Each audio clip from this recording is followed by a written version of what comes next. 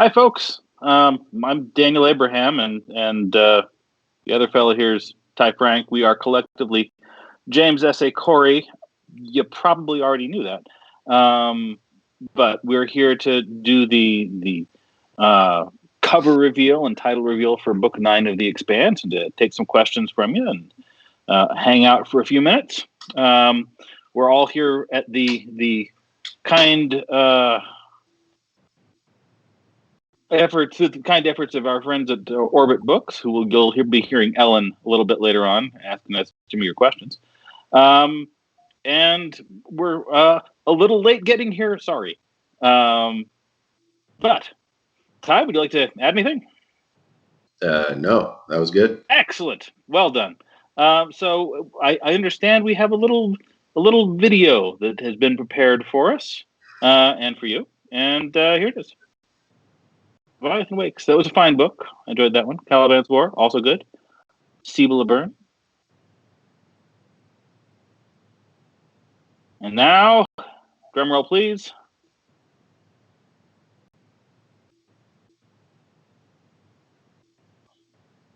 The 9th book of The Expanse, Leviathan Falls. I love that cover. Such a good cover. So that's the big news today. We're expecting that to come out in 2021. We don't have an exact date yet in 2021, but not by the end of the year, but in the next one. And now I think we have some time to take questions and talk about stuff. And we do indeed. Shall we go over to the audience questions? And we have Ellen, our Hello, everyone. Voice of wisdom, here to ask us your questions. So our first question, these are actually two questions that are quite similar. Kane asks, will this really be the final book in the series? If so, will there be more material written that is set in the Expanse universe? And then Emma Firth also asks, will there be a novella coming out before Book 9? I don't believe we have a novella coming out before 9, do we? We do not. We have one coming out. We do have one after it. Yeah. And this will be the last novel in the series. We are talking about putting together a collection of all of the novellas and short stories, with the exception of the one that's the exclusive to the role-playing game. We have a role-playing game out through Green Ronin, and it has a short story that only ever gets to appear there. Hopefully we'll get all of the other ones together, though, in a single 10th volume shortly after the novel comes out. You answered one of the other questions. Christopher Bell had asked, hi, well done on a phenomenal series. Are there any plans to put all the novellas together into one book eventually? Yeah, as Daniel just said. Pretty much answered. Yes! All right, let's go on. And honestly, on the question about more Expanse stuff, I mean, there's no plan to write any more novels after the novels are done. But depending on what Alcon chooses to do with the TV show rights, who knows what they may decide to do. So there may be Expanse things. They just won't be the book version. All right, the next question comes from Carl, who asks, once the Expanse TV and book series is wrapped up, would you two consider going back to write some prequels to the existing universe of the Expanse, like the demise of the Gate Builders or the Earth-Mars Cold War, for example? No. Yeah, not a chance. No, the stories, we have a story in mind. We've had it in mind since the beginning. And when it's done, it's going to be done. All right. Our next question is from Austin, who asks, will the audiobook be released at the same time as the physical version, or will it come later? A lot of people wanted to know this. Shouldn't you answer that? That's like a publisher thing, isn't it? I'll say up until now, they've always, y'all have always done very well about dropping the same day. So I assume so, but maybe Ellen knows something we don't. I don't know anything you don't, so hopefully that will be the case. Okay, I expect it'll be the same day as it has been before. Okay. Our next question is from Jesse Homans, who asks, do you plan to make other series or works under the James S. A. Corey name, or is this the only universe on which you plan to collaborate? I mean, Well, we've sold another series to Orbit. It's a 3-book series we sold to them that we haven't really begun working on yet, but once the Expanse is over with, that's what we'll be writing. So at least one more series of 3 books. it's a very different project, though. It's the way that the Expanse was kind of our playing in the Larry Niven, Alfred Bester part of science fiction. The new ones are going to be much more kind of Frank Herbert, and I think Ty's description of this was the disappointing love child of Frank Herbert and Ursula Le Guin. So that's what we're aiming for next. That sounds great. Okay, there are a couple questions about the story overall. So Elizabeth Helsby asks, has the show and the way the actors play your characters on screen caused you to make any changes to either the storyline you've been planning or a character's place in the story? No, not really. Daniel and I have the advantage that we're way ahead of the show. So the books that we're actually thinking about are usually 3 or 4 books removed from whatever's happening on screen. And they feel like very different projects. I think that's true for you too, Daniel, right? Absolutely. TV characters and book characters are actually different versions of the character for me. So they don't really cross-pollinate. All right. Our next question is from Adam Crow Chandler, who says, I've read that The Expanse was originally an RPG campaign that you ran. How much of the series was played out in that form, and how much was changed or added in the transition to novel form? I would say close to 95% was changed. The truth is, you can get some interesting ideas from role playing. You can get some interesting characterizations if you're playing with people who are good at it. What you cannot get is a good plot. So when Daniel and I started working on it, I had the bones of what happens in that universe already figured out, but turning those bones into a fully fleshed plot was a lot of work.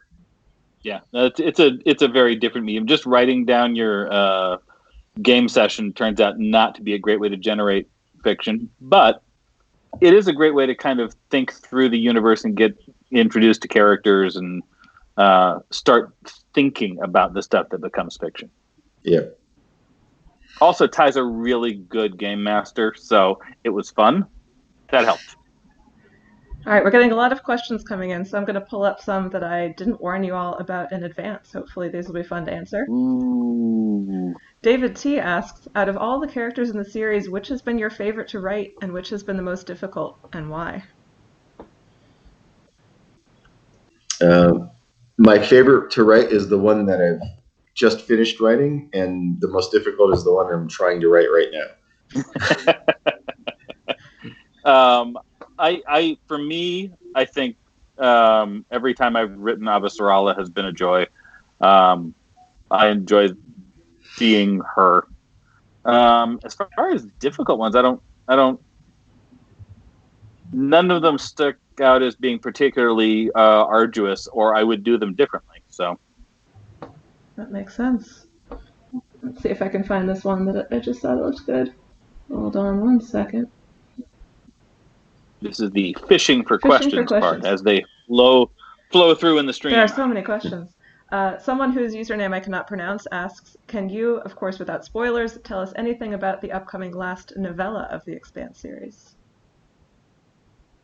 It will be good. We can tell you that it helps.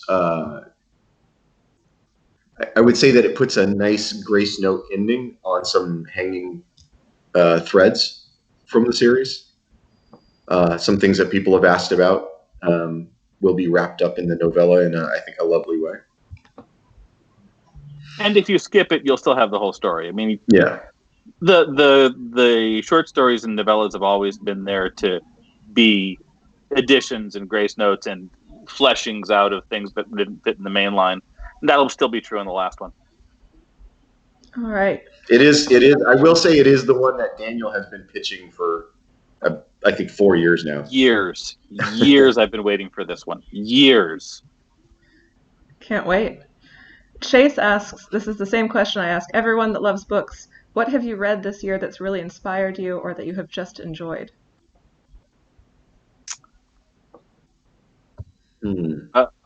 I'll take this one. I know the answer for me. There's a book that just came out called In the Dream House by Carmen Machado, and it is brilliant. It's one of the best written things I've ever read. It's a short, fast, propulsive read, and one of the most beautifully written and psychologically astute pieces of work I've ever come across. So, In the Dream House, Machado, recommended.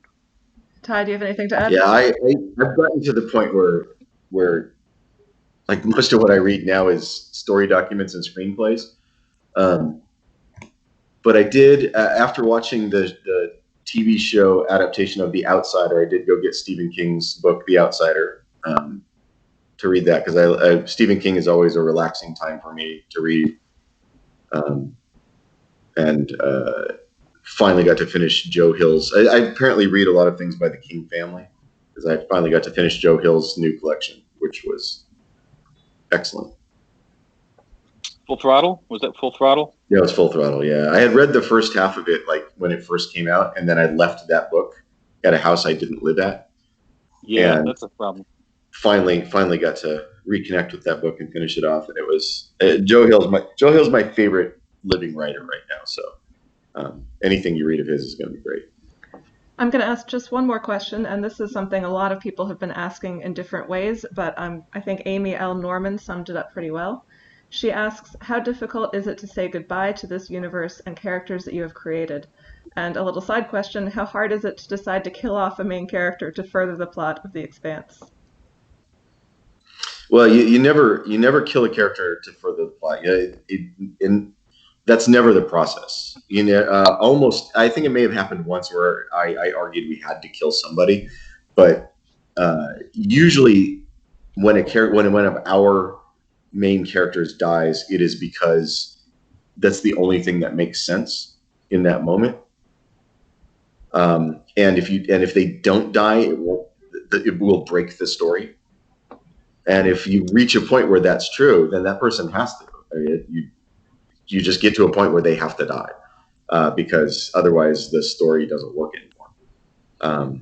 But you never start a book going, well, we need to kill 3 characters this book, so let's find ways to do that. I don't think anybody approaches that way. Even George Martin doesn't approach it that way.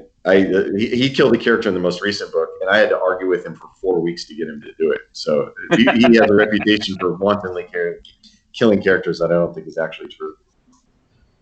As far as ending a series, this is actually going to be the 4th multi-novel series that I'm going to be bringing into port, and there's always a certain kind of melancholy that goes with that. There's a real satisfaction too of getting to the end of something this long. It feels like graduating from college, kind of. It's that sort of, I have done this massive thing, we have done this massive thing, and now we move on to the next thing.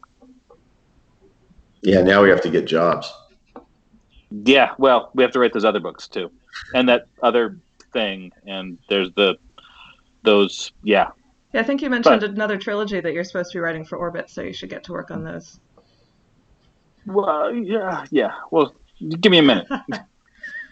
All right. Thank you, everyone, for coming and watching this announcement with us. It was very fun. Thank you for your great questions. We're going to stop there, but you will, I'm sure, have other opportunities to ask these guys all of your questions at a later point. Do either of you have anything to say before we wrap up? Anything about that cover, book 9? God, we got lucky with art and design. We have always been so lucky with art and design. from the first book, from Leviathan, from the pink letters on Leviathan Wakes. Everything has gone so well for us, and thank you very much, Orbit, for that. Yeah, we've been very lucky that we've had so much continuity with the cover designer at Orbit. We've had the same cover designer for 9 books now. Yeah, shout out to Lauren Penapinto. She's incredibly talented. She and she has awesome. done such a good job for us, and it's nice to have that consistency, that continuity. And the art by Daniel, and correct me if I'm wrong, Daniel Dochu? Daniel Dochu, yeah. Daniel Dochu. Genuinely lovely man, amazing artist. Wish he had more of his art where it could be purchased in a book or hung on a wall, but I'm delighted to have it on the books. All right, thank you again, everyone, for coming. Don't forget to sign up for the James S. A. Corey newsletter at jamessacorey.com to find out more updates about this book, including when pre-order links are available. And have a great afternoon. Bye, everyone.